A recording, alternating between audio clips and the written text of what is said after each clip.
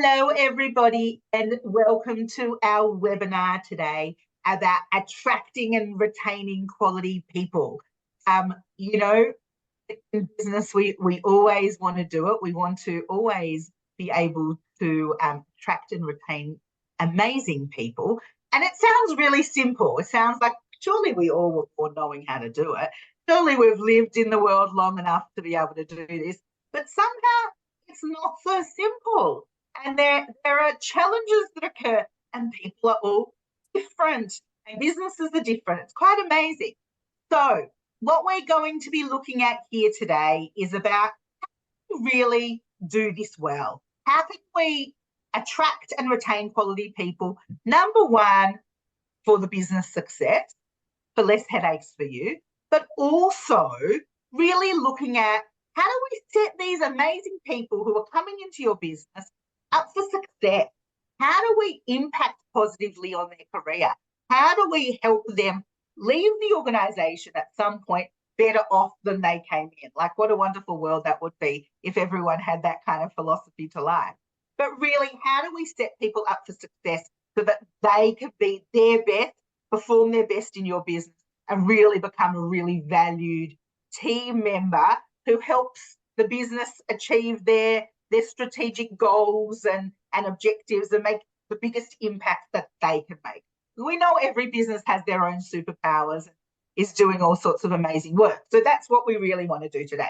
And lucky I have some amazing people who can have this conversation with me today. It will be a very informal discussion. It's going to be a discussion where we share, where we ask others to share, where you can put questions in the chat.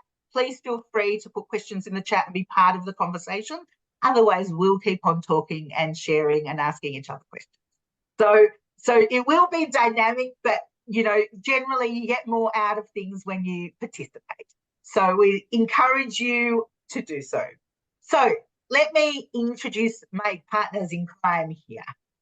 So maybe I should just introduce the Proven Group just for one moment. I just might step back 1 second. So the Proven Group, I think, is an amazing organisation that is all about people. So we do everything people in a business and really support organisations to thrive and to help them really utilise their people to align them with the strategic goals of the organisation.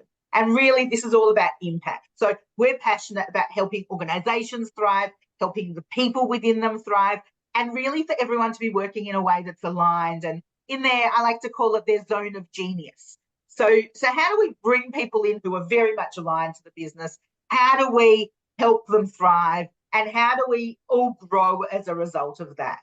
So as the Proven Group, we're a HR consultancy. We do recruitment, we do safety, we provide wellbeing, we provide all sorts of different services, all within that people space. So we're full service people consultancy and really, really passionate. I'm sure you can see that. So really, really passionate about what we do here. I'm going to invite the amazing Emma to join me. What I'm going to do, I'm going to spotlight Emma so that it's easier for everyone to see. Emma, welcome to the meeting, to the event. Thank you. Gemma, I'm so excited to be having you here and being part of the conversation. Gemma is our recruitment lead at the Proven Group and is one of the most passionate and amazing individuals I've ever worked with. So I feel very, very fortunate. I know you're embarrassed, but you're amazing. Yeah. Gemma has got a really broad background, a really broad range of experiences, which bring her to really approach recruitment in a very unique way. Gem, do you want to maybe just share some of your career highlights which you bring to the table? Yeah, that's an interesting question. So hello everybody. So I'm Gemma Dodge. As Jenny just said, I lead recruitment here at the Proven Group, and really passionate about building teams with a client. I do see it that way, and really enjoy that process of that real win-win-win outcome. That's what I love about recruitment so much, is that if you get recruitment right, it is right for everybody. And I think that when that happens, that's when you get those really star high-performing teams that make a big difference to the organisations as well as the candidates, and even more broadly than that, all stakeholders really. So really passionate in that space. To talk a little bit about my background, I have got quite a unique background. So I started my career in broadcasting in New Zealand many years ago now, actually. And I worked in radio specifically. I'm so sorry. I'm just going to get this little blind because I know it's a bit distracting. Oh, good. Oh, good. I think that might be a little bit better. Yes, it's awesome. So started in broadcasting and did a lot in the advertising space.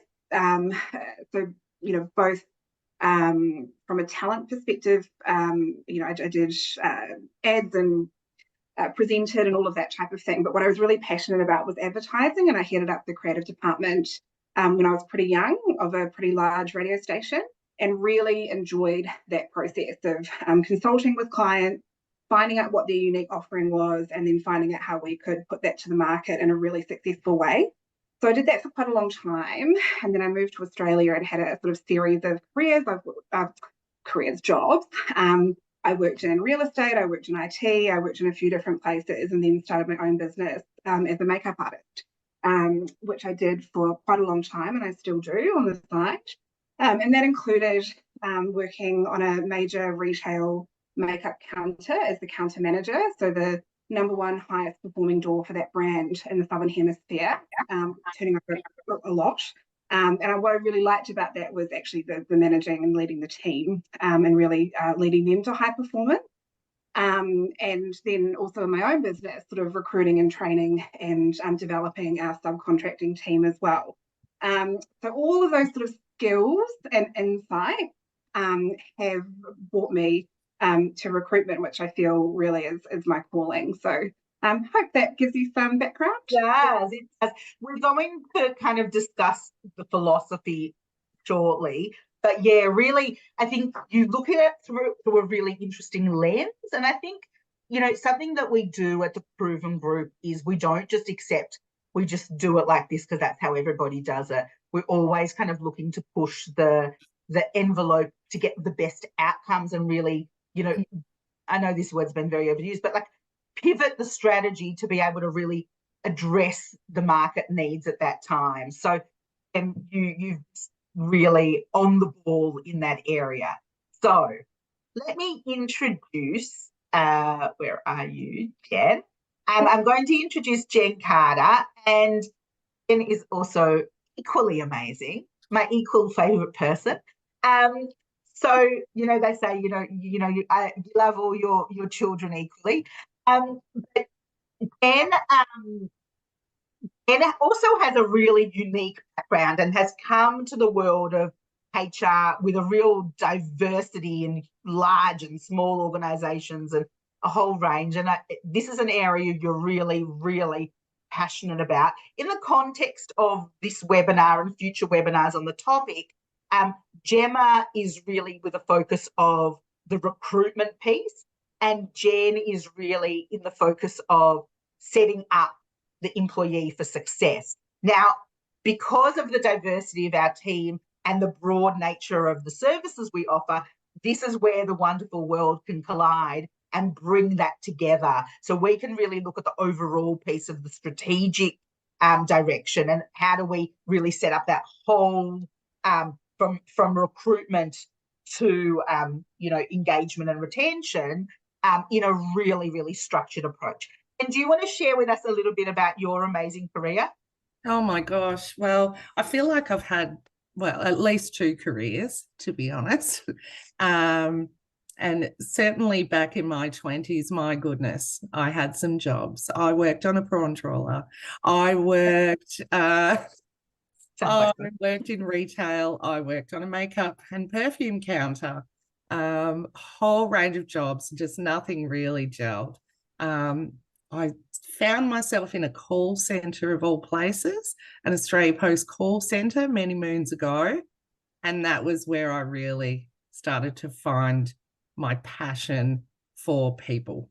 I've always been very much a people person and very much interested in what makes them tick, what they need to thrive, and how I can support that, whether it be as a friend, a colleague, a leader myself. So I moved my way through that little call center as it grew into a leadership role, and that was where I really found my passion for working with people, developing them, supporting them to meet their own goals, whilst obviously achieving the goals of the business at the same time.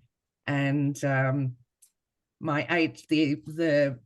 division's HR manager at the time saw something in me, and I had strangely a real bent to systems and processes, which was a little bit unusual, certainly back then, not so much these days, in an HR type person. She pulled me out of that ops management role into an HR role, and my HR career just grew from there.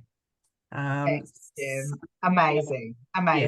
And you've got a very vast HR consulting experience, large and small, everything in between. So thank you. I'm going to ask you both a really weird question, which is, when you were both kids, did you have any idea of what you wanted to be when you grew up? I wanted to be an actor. Lol. Oh, not surprising. Jen, what about you? I want to be a nurse, a journalist, a mounted, like what do they call it? The mounted police. Wow. Yeah. Wow. All kinds of dreams. Wow, love it. Yeah. I'd love everyone who's here to let us know when you were a kid, what did you want to be when you grew up? And I ask myself that question regularly because I think, I don't think I'm ever going to grow up really. Feel like I'm a 15-year-old little girl still. But yeah, I think it's a really interesting question to ask ourselves and others, and really, always have those dreams that we're working towards. Now, let's talk recruitment. So we're not going to go into the nitty-gritty of the recruitment process right now because there's so much that needs to happen before then. Jem, can you tell us a little bit about the state of play? Like what's actually going on out there in the market? Yeah, it's definitely an interesting time, which I think probably some of our participants today would attest to. So definitely, post-COVID and through COVID, we absolutely saw a shift to being a very strong candidate market. Which I think for a lot of us in business was quite a change, and it really hadn't been that strong before. Really over the past sort of 6 months, I would say that market has softened slightly. So, probably participants who have popped CCADs up, for example, whereas maybe a year or 18 months ago, they might have got 1 or 2 applicants or a handful. Now they'll probably be getting a few more. However, the quality of applicants is still really tough. So you might be getting a volume in the marketplace, but actually finding suitably skilled and qualified and that sort of quality applicant that you're looking for, Lynn, I see you on the call, I'm sure you'd agree, is still pretty tough. So still a candidate market technically in that sense. Yeah. Interesting. I'd love you to put your thoughts, like where are you having your issues? Is it quality? Is it quantity? Put some thoughts in the chat, and would love to hear what you're experiencing through your recruitment processes out there. Jem, when we talk about this, are you finding like different roles are having different levels of success?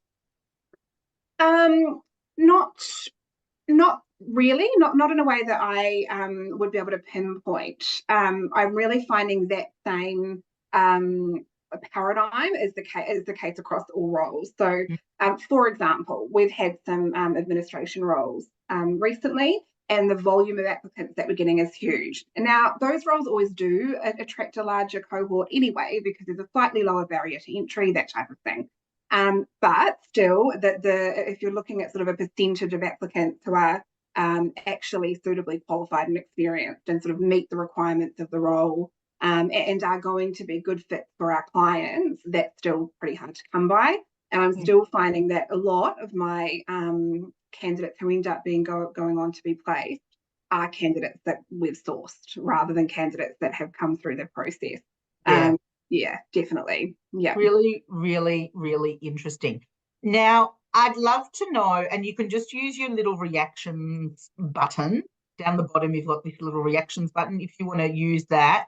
Are you finding that the ads, the recruitment strategy and process that you've been using for many years, is just not working? It's like previously you were trying to, you put an ad up and they would just appear. The right person would be there. And now that same strategy is just simply not attracting the people. So I'd love a little reaction, and thank you to the people who are putting comments in the chat. Really, really appreciate it. So just a little reaction. Are you finding that same strategies and the same thinking that previously got you candidates is just not doing it now? Yeah, so thank you. Now, let's talk about this. Gemma, we discuss this a lot. Employee drivers. So yeah. So this, to me, there's it's a secret sauce that goes into a strong recruitment campaign, that's for sure. But there are some things that you can really focus on. And one of the things that we find is that when you really nail down your employer value proposition, you will have a stronger experience than if you're not sure and not clear on that. And likewise, that speaks to what candidates are looking for. You really, before you really start the recruitment process, it's a worthwhile exercise. And I know that recruitments are always urgent and on fire and needed yesterday, which is a hard thing if you don't have the luxury of being able to sort of workforce plan. And a lot of us in small and medium-sized businesses may not have that luxury. But if you can take the time to really sit down and clearly nut out exactly who it is that you are looking for, then you can reverse engineer your campaign. So you can look at what the main drivers for that cohort that you're looking for are. And we hear a lot of buzzwords about flexibility and work from home and work-life balance. And those things are, on the whole and broadly, much more attractive, and I wouldn't even say attractive, I would say non-negotiable for a large cohort of our quality applicants. But what's actually going to drive different cohorts is different. So, for example, if we're looking at tradies broadly in Australia and in the regions, their number one driver is paid overtime. That's what they're looking for.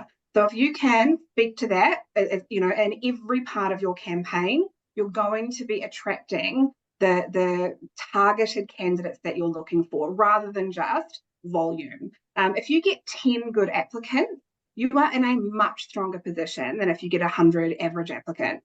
A huge amount of applicants does not necessarily mean a successful recruitment, and it definitely means a time-consuming one. So really being clear on exactly who it is that you're looking for will give you a bit of a step up. Absolutely.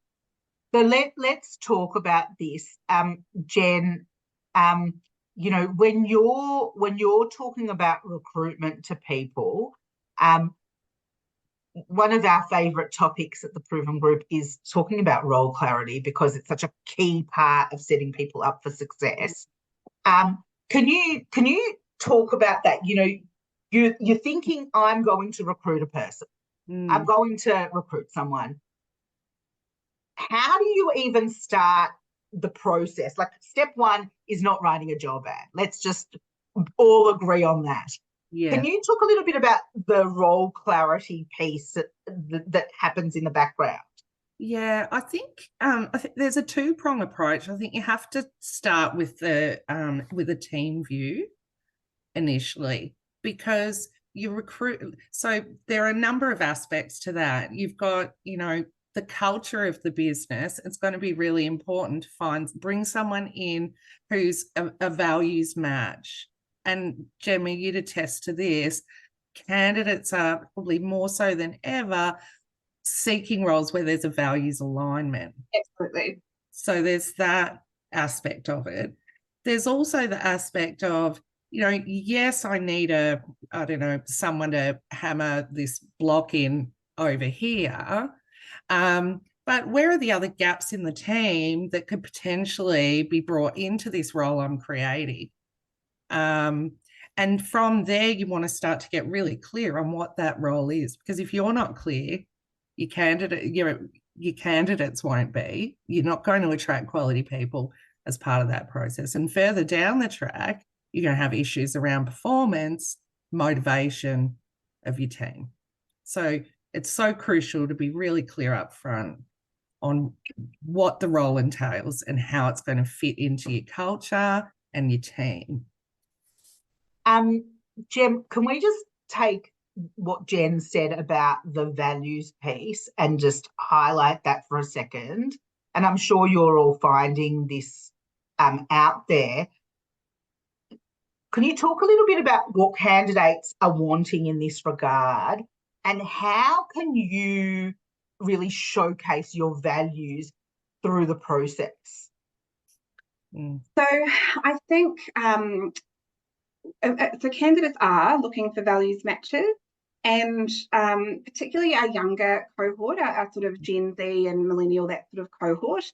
And I will make the point that by 2027, which as you'll know is creeping up pretty quick, our Gen Zs are going to be 25% of the workforce. So we need to be really sort of developing our workplaces and our strategies to align with that market. So just sort of put that out there, because I think that's a shock to a lot of people about quite how large that cohort actually is. Look, I think one of the things which we get in terms of feedback from our candidates a lot, and anyone who's worked with me in a recruitment perspective that might be on the call here will probably remember this. Transparency is your best friend in a modern recruitment process, your absolute best friend. And I mean that in every aspect of your recruitment. And that is one of the things that candidates are looking for, to see how that aligns with their values. So if values are important to you, put it straight up in every aspect of the recruitment process. In your role, ask questions about it in your job ad, ask questions about it in your interviews, ask them to demonstrate how they've ask them to explain how they've demonstrated those values in the past. But even things like salary ranges, for example, it's not just about the fact that it makes it easier and more efficient for everybody to see if they're on the same page and aligned. It shows the type of organisation that they're working for. And actually, that's what's most important. It speaks to the type of operation that somebody's going to be moving into. Is this a place who respect my time? Is this an organisation that are upfront and honest with their team? Is this a place where I can feel like I can be honest and upfront? That very tiny little thing means a lot to a candidate. And actually everything in a recruitment process does both ways. In the same way that you evaluate a candidate on whether they respond to your email properly and how they answer the phone and the way they're dressed, they're doing the same thing. I love that. That's so crucial. Jen, a lot of organisations, most organisations, and I think we have a little bit of a values champion amongst us in the audience, don't we, Lynn? But we most organisations say they have. So, for example, they would have at some point, may have been 20 years ago, at some point chosen their values, and however they've gone and done that. Yeah. Now, that's not really enough to use values to drive and to really kind of embed into a recruitment process. Jen, can you talk about what it actually means to live the values and lead with them so it attracts like-minded people. Absolutely. I mean, if you understand your business's purpose, and if you have involved, I think it's the involvement piece for me. Your team need to be involved in setting those values. I mean, it cannot hurt. In fact, it can only help to work through a process of what we value together in this business. You're immediately getting buy-in and commitment. Yeah. And it makes it so much easier to have those conversations further down the track when someone's not behaving in a way that's aligned, keeping everyone on the same page. And it doesn't have to be an onerous, arduous process either. It's a dialogue, it's a workshop, it's a bit of brainstorming. You know, it's just so important, I think, to have that involvement. That's really critical for me.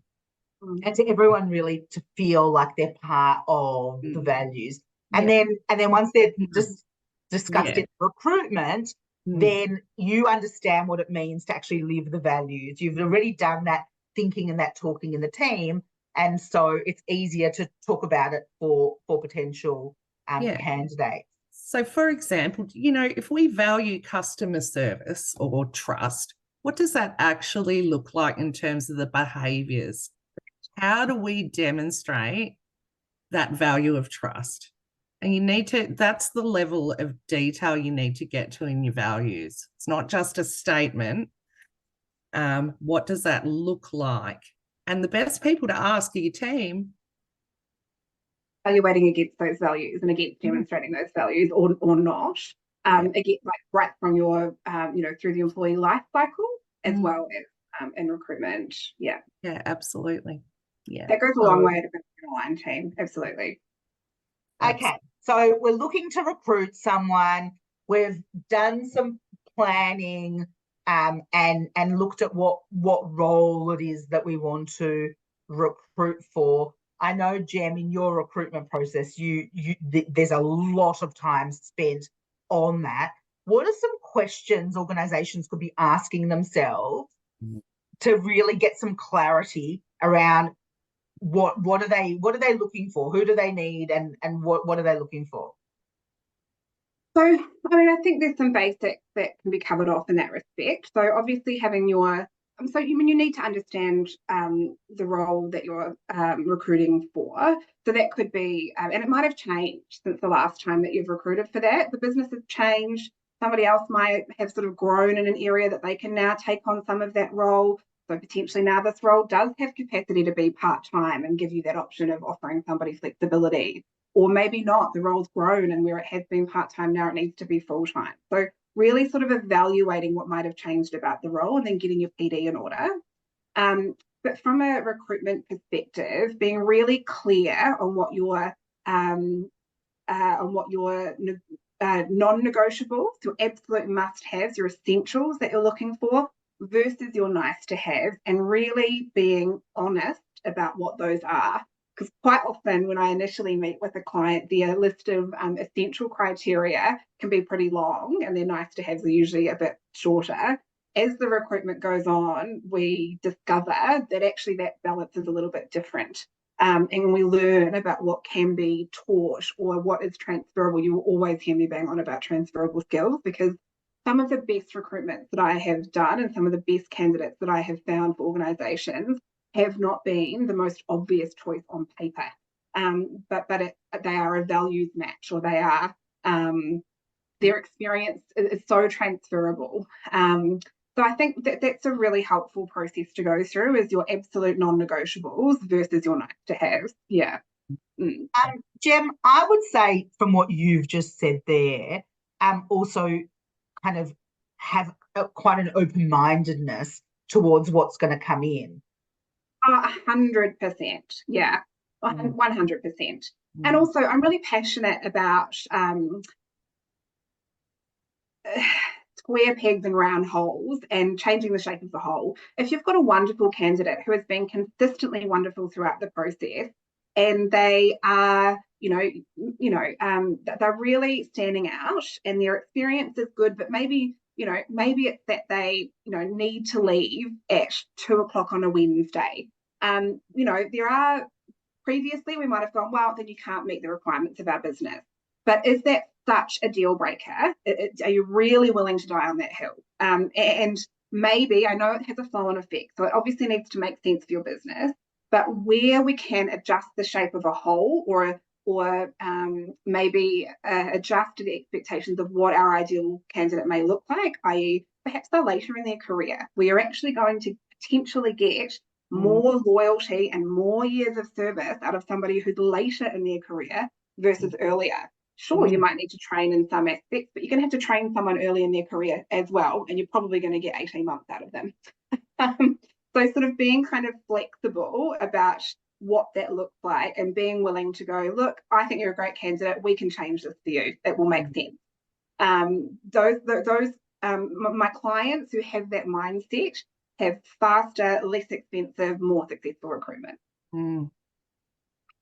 I love that. I really love it. So, Jim, I'd be interested to know, from when you start speaking to someone about their recruitment strategy and what they're looking for, to when you get to a point where you're actually putting the job ad up. A bit changes in their thoughts. Oh, definitely. I think I always start, I hate a recruitment brief. It's a meaningless piece of paper, Sinead.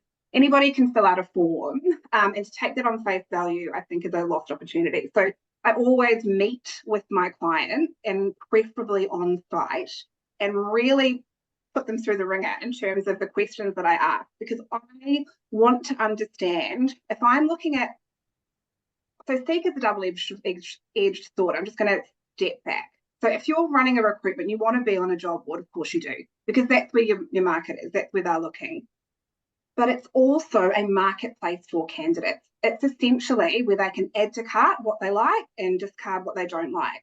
And it makes it so easy for a candidate to compare what you've got on offer versus what somebody a kilometre down the road in a similar business has on offer. So if you are not clear on what it is that is different about what you can offer and what is better about working at your widget factory versus next door neighbour's widget factory, doing a similar role, possibly for a similar pay, especially if we're looking in those sort of award roles. If you're not clear on why I would choose your widget shop, how can they see why they would work for you? So that's really what I'm interested in diving into is, what's your culture like? What's your tea room like? How's the parking? What have other people said they really like about working here? When people do move on, what's the reason that they're giving? What kind of success stories can you speak to? Because I can speak to that. All of those questions about what makes your business and your culture and a career with your organisation, what makes that attractive? And it doesn't have to be that you're offering 10 grand above award, or that everybody leaves at 1 o'clock. It doesn't have to be as extreme as that. But anything that is going to be important to somebody and add value to their life and their career is going to set you apart. So being able to identify those things will set you in good stead. Bridie, absolutely love your comment. So someone had put that they allow dogs to come to work. So obviously you're going to attract dog lovers, and that's going to become a whole thing. Jen, can you talk to this piece, employee value proposition? What's in it for me? Why am I applying for this job as opposed to the next door's job? What are some very simple examples of what, because most people kind of almost think, I don't know, it's just a workplace. I don't have anything special. You do. So can you talk about some of the things that make up that value proposition that are useful to share? Yeah, absolutely. So, look, again, it may not be, a salary can be a component, but that's not it. That's not it. I mean, flexibility, work-life balance is no longer a buzzword. COVID canned that. So in addition to those things, you're looking at things like, what opportunities do I have to learn and grow to bring my best self here? So again, I love the approach you were talking about earlier, Gemma, where it's about getting really clear on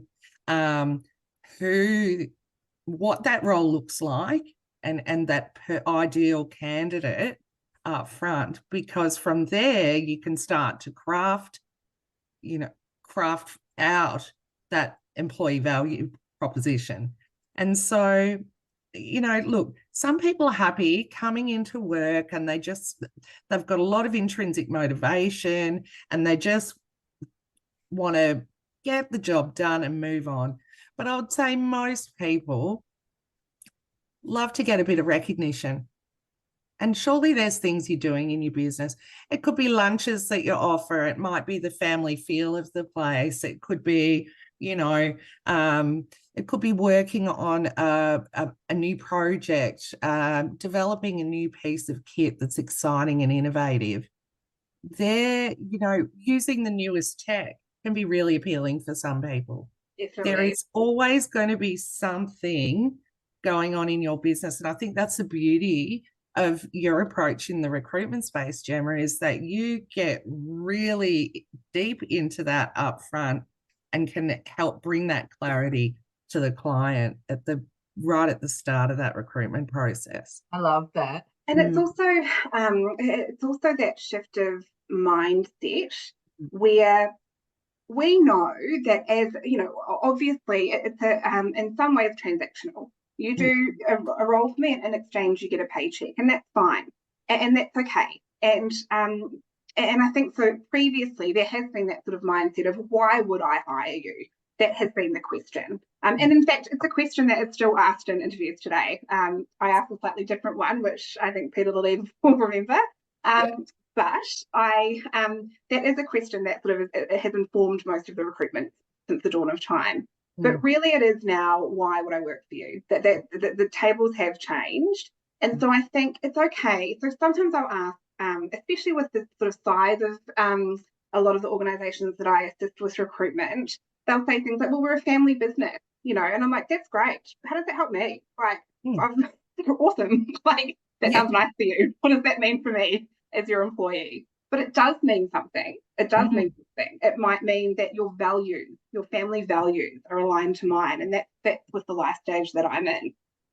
Or it might mean we are a smaller and more agile organization. You're going to have more opportunity with us because you're not one cog in a massive wheel. You are important because of the size of us. We value loyalty. So those types of things. So, on the surface, what we'll find is if I'm looking on Seek, that'll be what's written on people's ads. We're a family business. Come and join us. Like, well, I'm not in your family. So, like, explain to me what that means for me. So, yes, there is always something or a way of presenting what is unique and special about your organisation.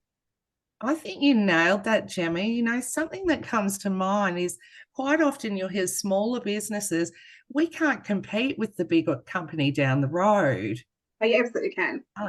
But you absolutely can. It's about, you hit the nail on the head, Gemma. I love it. The ability to contribute. Yeah. Lynn, I didn't tell you that I was going to ask you to speak, but I am going to ask you to speak if you're okay with that. Can you unmute yourself, please? I want to bring you up here. So, Lynn, you're a HR manager in a manufacturing company, John Valves. Can you share a little bit with us about your value proposition? Like, why would someone come and work at John Valves? Basically, we're asking them that all the time because manufacturing, particularly for females, it's quite rare. It's very male dominated. So we're kind of asking that question all the time. Why are you applying for the role? And a lot of them are getting back to that they want to feel connected to something. They want a quality product that they feel they've got some input into it. So that kind of started to change my mindset around a lot, because not being part of a manufacturing environment before, I thought, well, I don't know a lot about valves. How am I going to sell this in a recruitment process? That it's Not about the valves. just sexy when obviously they're boring and dirty. So Don't put that in your ad lib. yeah. No. So, you know, I had to do a lot of thinking.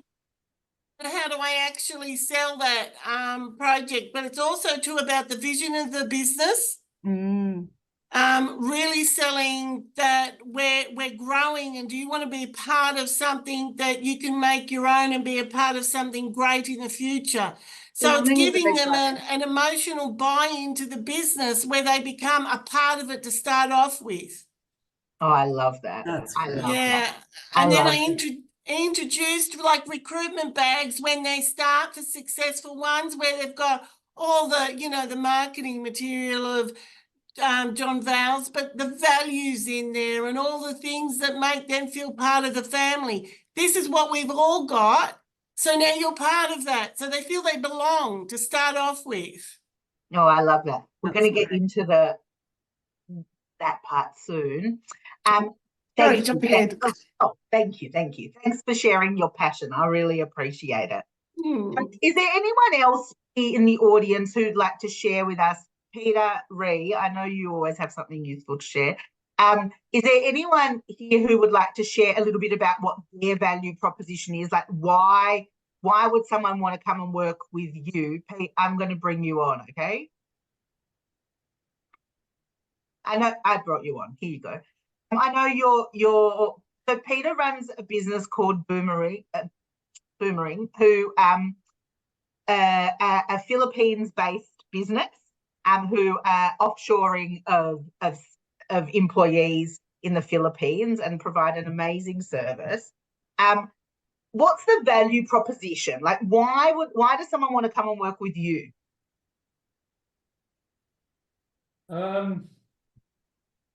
It's a bit tough, that one, because we supply staff on behalf of clients. So, but one thing we do is make sure they align with Boomerang vision first. So the offshore team member, we find, you know, the client gets to interview people, the client gets to choose the person, the client onboards them, the client works directly with that person. But we're the ones who take care of all the back office support. So we work on a job description with a client. When that goes out to market, when we get people applying for that job, they've got to jump the Boomerang hurdle first before we put them in front of the client. Okay, we want them to align with our values and what we bring to the table and what we're expecting them to bring to the table. You know, I hear very much it's become an employee market, which is great. I hate extremes when the pendulum swings far left or far right, not politically, just anyway. You know, harmony is centric, harmony belongs in the middle. So we recognise it's about the employee 100%, but we can't lose sight of ourselves and what we're doing. You know, and that might be a bit of a steel hand in a velvet glove, but we can't lose sight of who we are. You know, a lot of companies have started, and we evolve over time. You've got your value proposition, you've got what you do, and that may evolve over time, but it's still your business, it's your vision, it's your dream. I Don't go love sacrificing that. that stuff. You go, make sure you're broadcasting what that is and attracting the talent that aligns with it. So And true. Don't So sacrifice on that. Yeah. Thank you. Thanks for sharing. And I think you know, if I'm gonna, you know, you've got lots of superpowers, but if I'm going to highlight one of your superpowers, it's really working with clients to help them and you identify what that is. Like what is their dream? What's their culture? What are their values? What are they, you know, what makes them unique? And then when you're looking at the candidates coming through, it's really looking at, you know, this might be an absolutely amazing candidate, but do they fit this organisation? Possibly not. 100%. Yeah. And it's really understanding an organisation as in depth as I can, because a candidate might need to be a foil for another candidate who's not going in there, who's not going anywhere because it is a family business, for example. So they're not going anywhere. So this candidate who, you know, might be on paper the best candidate and might have even interviewed really well, but if that's not going to work with this team, they're not the best candidate for this role. So yeah, understanding that stuff. And actually, sometimes I think as an outsider, it can be helpful to get that sort of outside perspective, I think. It can be really hard to see the wood for the trees sometimes. You know, yeah. I think the thing that people do really well, sometimes they take for granted and don't even realize that they're special because, you know, to them they're just obvious and they do them quite naturally. And you know, I think you bring in a really interesting perspective. Okay, so let's talk next. So we've got the role, we've got the clarity around who we're trying to recruit, and we've got the value proposition sorted. What are we putting out there to actually find the right person? How long is a piece of string? It's a big question. I think if we're talking about, you know, I'm a business owner sort of starting my own recruitment with, you know, you do need to be on your online job boards. It's really important. But like I said about, you know, that it is a marketplace for candidates, there's an old sales saying, which people have probably heard before, which is if everybody's selling white t-shirts, sell black ones. And it's pretty simple, is that if you're posting a job ad on Seek, it would behoove you to spend 10 minutes looking from the perspective of a candidate first for that same role. Type in a similar role, similar organization, see what comes up. If you know, if there is a similar role or what could even be perceived as similar in the marketplace, have a look at what they have advertised. That's their shop front, essentially. That's their billboard. So if they haven't got the salary range, I will tell you just a little pearl of wisdom. 75% of applicants will not even click on an ad that doesn't have a salary range. So you have immediately, you know, decimated your candidate pool. But first of all, so if your competition for this candidate doesn't have the salary range, list it. You've already attracted that candidate to your role. If you're looking at a similar role that doesn't have, I guess, to put it very simply, speak to the candidate about things that matter to the candidate first, not what you need. So, you know, that will come. Those things are still important, but right up front, you want to have what's in it for you. Work from home 1 day a week, on-site parking 1 day a week, or whatever it is. Have that stuff right up front and centre. The things that set you apart and the things that matter to candidates, have that first. Then you can come down to your essential skills, nice to haves, your key selection criteria, the process, all of that kind of stuff. And as much as you can be transparent up front, you will get a better result. Even things down to, if you apply, this is what you can expect from us. You'll hear from us within this many days. We are looking at, you know, whatever it is. However your recruitment process is sort of going to work, or the things that are important to you, have that stuff up front and be transparent. You will get a candidate who is going to enhance your business a lot more easily than really just fishing through. I think one thing I am passionate about, and if I can give another little nugget, is that rushing the first part of a recruitment process is a false economy. I know that a recruitment is always on fire, but sort of going, just get the ad up. We need to get somebody because such and such is leaving in a fortnight, and that's going to leave a massive hole in our business. That's true. That is true. And having the wrong person in the role is going to affect a lot more than spending, you know, a day or 2 days really nutting out these details at the start. Your first candidate are going to be the type of candidates that it would have taken you 3 weeks to find. So yeah, it's a good time investment. I think. Yeah, that's really, really valuable. Jem, obviously you come from a broadcasting background, and you know, I think everyone can see the advertising in you, in a really good way. Can you talk about, I know you're very passionate about helping organizations showcase themselves and really kind of put it out there. I know you do a recruitment video for every role. Can you just talk a little bit about that? Like, why is that important? Yeah, it's so important. And our candidates talk about this all the time. It does, like on its base level, again, thinking about job seekers and putting ourselves in that mindset. If I'm looking, especially roles where there are lots of them, it is something that will entice me to stop on this ad and pause my scrolling and open it up and spend a bit of time.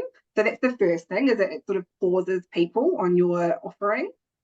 Also, video is a format that is everywhere. You cannot, I think you have, it shows that you're modern, it shows that you're up with the times, that you're doing things in a way that's aligning with the market. You can get a lot more information across a lot more easily and in a much more engaging way. But for me, what is the most valuable aspect of that job video is that it allows candidates to visualize themselves in that workplace.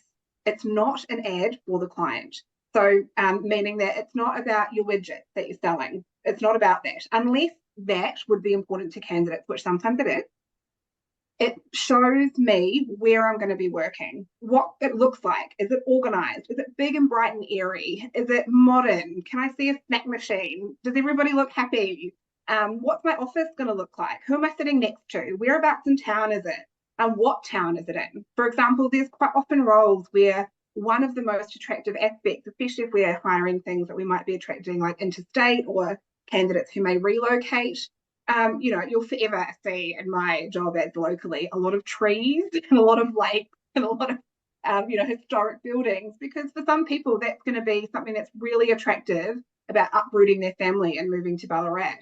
It might, I might talk about the schooling, like all of that type of thing, rather than just the role itself, because it allows people to visualize what I always say, when somebody is applying for a role or job seekers, people are looking for a role because it's going to change their life, their actual real life in some way. They're looking for a change, whatever that means for them and what's important to them, but that's what people are doing. They're sending out into the universe, I want to change my life in some way. So it's helping them to visualize how their life will change and how their life will be different in this role and in this workplace. I think that's genius. I think it is just so simple and so clever. Has anyone on the call here had used a recruitment video in the recruitment process previously? I would assume that means no. Thank you. Wow, so many nuggets and pieces of wisdom there. I'd like to, yes, Lynn. Yes. Sorry, Jen, did you just say that some you used video in our yes, we do. It was when we came here, and I get a lot of feedback from people saying love the video. And I think that's because, as Jen said, it builds that connection to the business. So when they come for the interview, they feel like they already know you. 100%, yeah. Really, really interesting.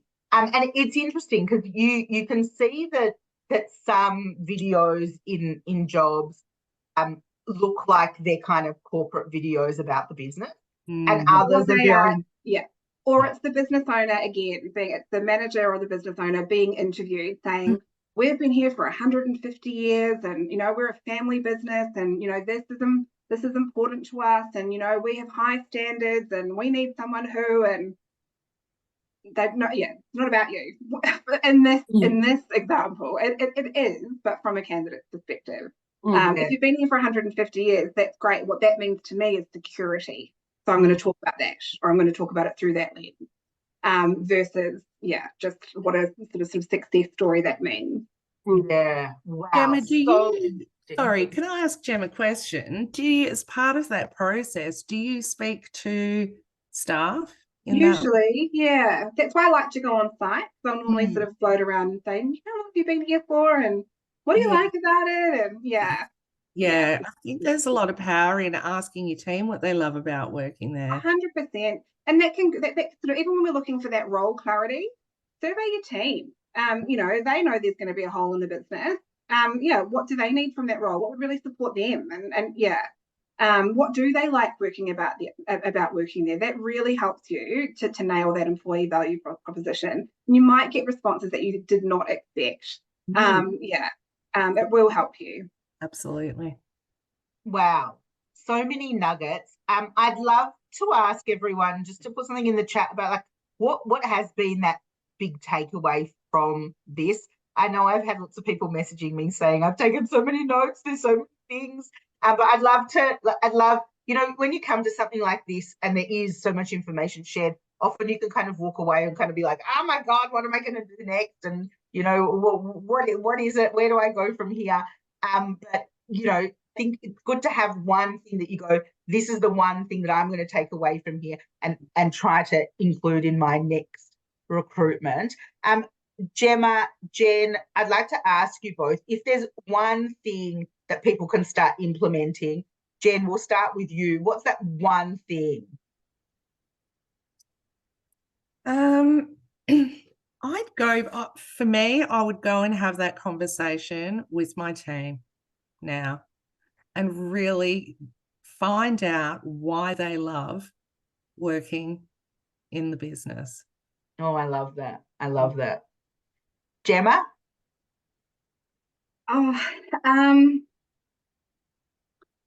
I think it's the employer value proposition. I think really nailing that will set you up really well. I think Lynnie, did you have a question? So one of the biggest things I think I've taken away from this webinar is that as a business, we know what we want, what we're looking for in recruitment. But really, at the end of the day, it's not about the business. As Gemma's pointed out, it's about the candidate. What are they looking for? So we need to move our attention away from what our needs are as a business, even though that's relevant and behind the scenes. It's about, okay, what does this candidate want and can we marry the two?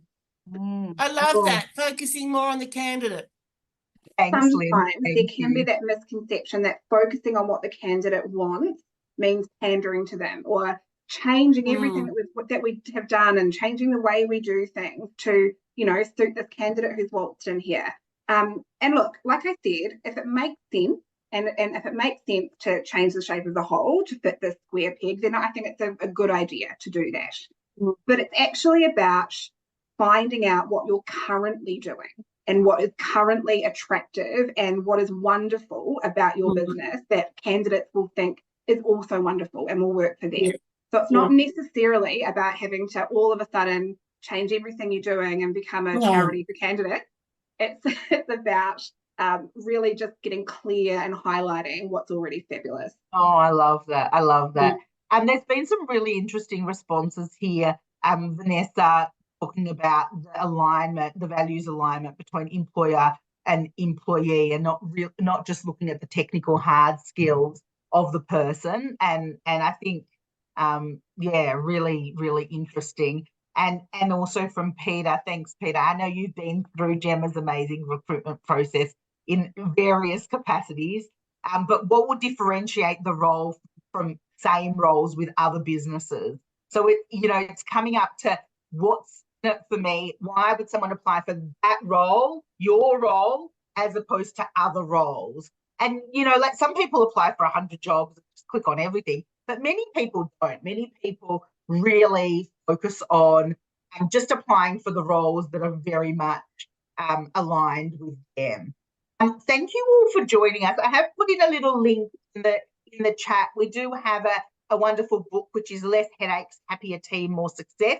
And there definitely is a wonderful chapter in there on recruiting and retaining quality people. If you would like to continue the conversation, please reach out. We'll be sending everyone a link to the recording. But this is obviously a series of webinars. we feel like we've touched on this much of the recruitment process, and there's still the rest. So you'll be seeing us many times over, and please feel free to join. Feel free to reach out. Would love your feedback. Always interested in feedback, and really look forward to seeing you all thriving in your recruitment practices, and see you all soon. And thank you, Emma and Jen, for your incredible knowledge and passion, and for sharing everything. Thanks, everyone. Pleasure. Thank you. Thank you.